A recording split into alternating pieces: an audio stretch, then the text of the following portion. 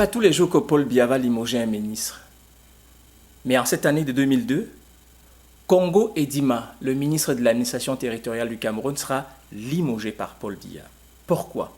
Chers amis, où que vous soyez, bienvenue à Dans la tête de Paul Biya 2002. Nous sommes déjà au 24e numéro. Le ministre de l'administration territoriale, Congo Edima, va malheureusement goûter à la colère de Paul Biya lorsque les choses ne sont pas bien faites. Parce qu'on lui avait confié l'organisation des élections législatives. Et à 2 reprises, Paul Biya a été obligé de reporter la date parce que le ministre n'arrive pas à être prêt. Mauvaise préparation, mauvais calendrier, incompétent, Paul Biya va le congédier. Parlant justement des élections législatives, la Cour suprême va annuler 17 résultats à cause des fraudes, des irrégularités, des inscriptions frauduleuses. Quand on vous dit qu'au Cameroun, on est toujours en train de truquer, toujours en train de voler, toujours en train de frauder, quand est-ce qu'on va en finir avec ça? 2002. Le tribunal militaire de Yaoundé rend son verdict sur l'affaire des 9 disparus de Bépanda. Rappelez-vous le commandement opérationnel qui avait exécuté de jeunes supposément bandits, malfrats, arrêtés par cette unité mixte qu'avait créée Paul Biya, le commandement opérationnel. Alors, en 2002, le tribunal militaire de Yaoundé va donc rendre son verdict. Il va y avoir 2 inculpés. Le colonel Bobo Ousmane, qui était le commandant de la brigade de gendarmerie à Douala, et le capitaine Abba Zengue. Les 2 vont écoper donc des peines d'emprisonnement. 15 mois d'emprisonnement pour le colonel Bobo Ousmane et 16 mois d'emprisonnement pour le capitaine Abba Zengue. 2002, le Cameroun va se doter de la fibre optique. Ce câble sous-marin qui part de Lisbonne au Portugal jusqu'en Afrique du Sud va ainsi s'arrimer à chaque côte africaine pour pouvoir alimenter bien sûr les pays africains d'Internet. C'est ainsi que Camtel va se doter de capacités accrues en télécommunication pour avoir bien sûr une meilleure qualité d'Internet. Lutte contre le paludisme, Paul Biya veut en finir avec le paludisme et il va donc se doter d'un montant de 82 milliards pour enfin lutter contre le paludisme. Et ce programme va donc s'étendre de 2002 jusqu'en 2006. Il faut absolument réduire le taux de mortalité, surtout infantile, au niveau de cette maladie qui fait plus de ravages au Cameroun que le sida. Élections législatives toujours en 2002, il y a un gros recul du SDF. Ils partent de 43 députés à 22 députés. Plus ça va, plus le Social Démocratique Front perd du terrain. Le RDPC de Paul Biya va s'adjuger près de 149 députés. En 2002, Paul Biya va signer un décret portant la création de l'Agence nationale des technologies de l'information et de la communication.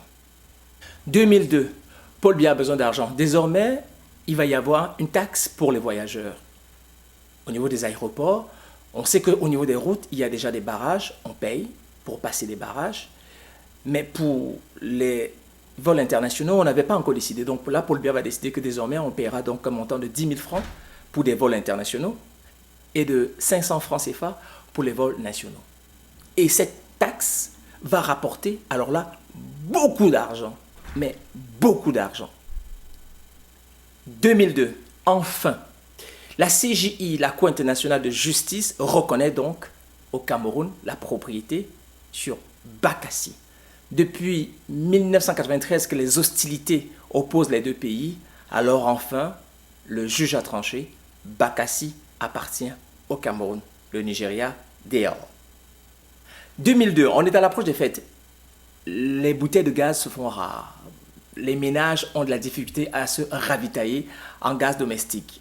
La société camerounaise de transport métallurgique, qui détient près de 70% du monopole, a de la difficulté à pouvoir satisfaire la population. Mais en attendant, Total Fina est capable de satisfaire la population. Camgaz est capable de satisfaire la population. Mais le problème, c'est que la bouteille de gaz de la société camerounaise de transport métallurgique n'est pas échangeable. quand on parle de l'injure à l'insulte. Donc cela veut dire que vous manquez de bouteilles de gaz, mais vous êtes capable d'en trouver quand même chez le concurrent. Le leader, sa bouteille ne s'échange pas. Alors, imaginez-vous le calvaire des ménages camerounais. Le Cameroun ne va pas très bien.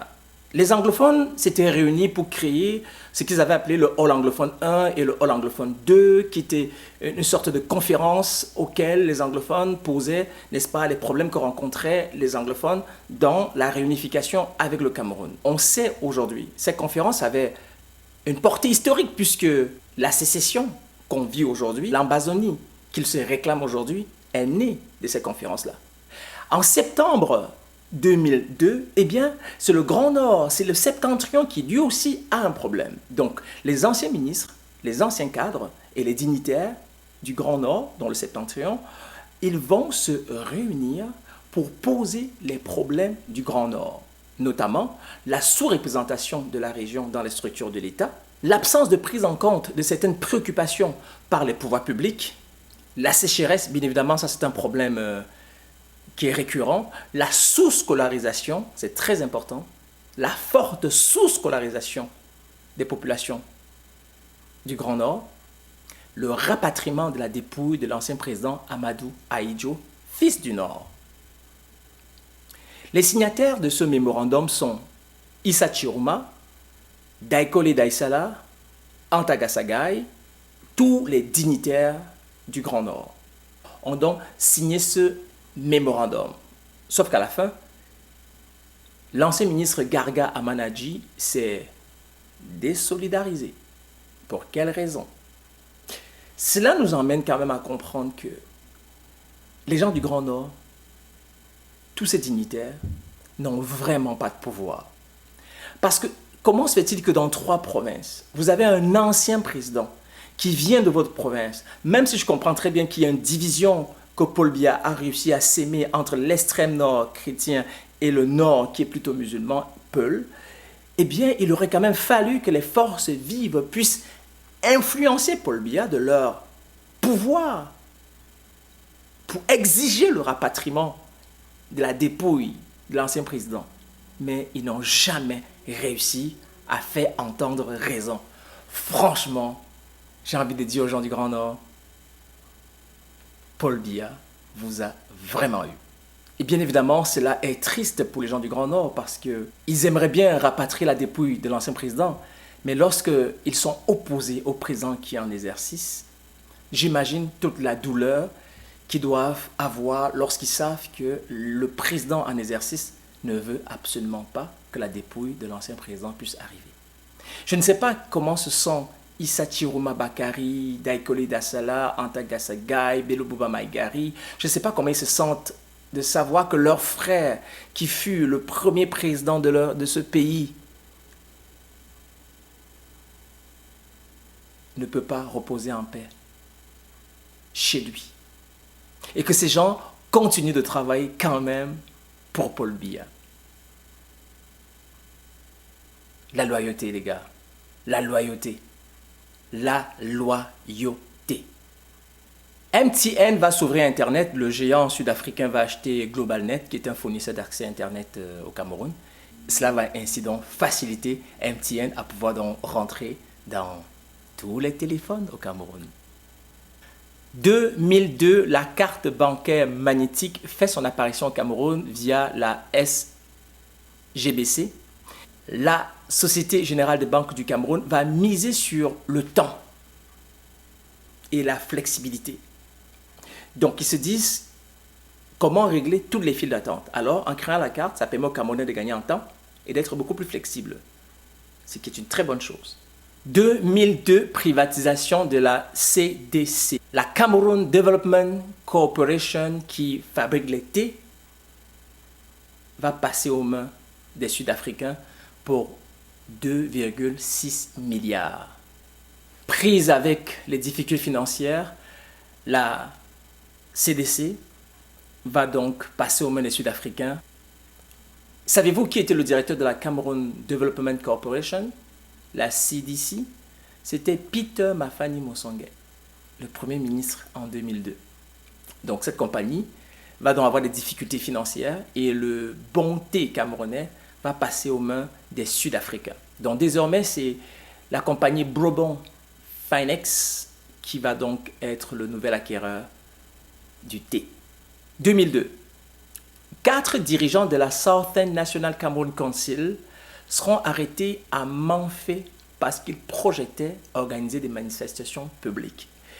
La Southern Cameroon National Council, en fait, c'est un groupe de séparatistes, des sécessionnistes, donc ils veulent en découdre avec le Cameroun, et ils avaient déjà réussi à pénétrer dans une radio à Boya et de faire lire un discours, et cette fois-ci ils sont arrêtés parce qu'ils projetaient une manifestation.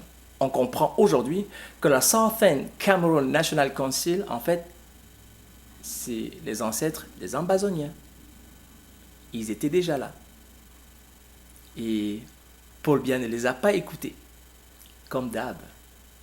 2002, le Cameroun est champion du monde, vous savez, de scandales, de primes de joueurs. Ça ne marche jamais dans notre pays. On a beau raconter cela chaque année, ça revient depuis 90, en 94, en 98. Ça n'en finit plus. Et en 2002, une fois de plus, au mondial Corée-Japon, les primes des joueurs non versées vont encore gâcher ce mondial. Et en 2002, petite consolation, le Cameroun est champion d'Afrique avec les manches courtes et remporter ainsi sa 4e Coupe d'Afrique des Nations. 22 janvier 2002, l'année commence très mal. C'est le décès de l'ancien président de l'Assemblée nationale du Cameroun, Salomon Tandem-Mouna. Il a été président de l'Assemblée nationale de 1973 à 1988. Mais avant, Salomon Tandem-Mouna était le vice-président du Cameroun occidental de 1970 à 1972. Salomon Tandem-Mouna était aussi le père de l'avocat et opposant Akere Mouna. 2002, la société Mobilis qui avait débuté ses activités en 2000 en téléphonie mobile va changer de nom et va devenir Orange Cameroun. Bonjour l'escroquerie. Eh ben oui, hein, bonjour l'escroquerie. Les Camerounais vont voir de l'orange avec cette entreprise-là. Jusqu'aujourd'hui, Orange Cameroun, qui bien sûr se targue d'être une société citoyenne, est aussi une société qui arnaque énormément les Camerounais au niveau de la téléphonie mobile et surtout au niveau des dépôts Orange Money. Quand vous regardez ce que Orange prend, même si c'était en tendance à croire que le pourcentage n'est pas élevé, c'est beaucoup d'argent. Orange Cameroun fait beaucoup d'argent avec vos Orange Money. Eh bien, c'était tout pour l'année 2002. Merci beaucoup d'avoir suivi. Si vous avez aimé, partagez. C'était Dans la tête de Paul Biya, 2002, numéro 24. Merci et au revoir.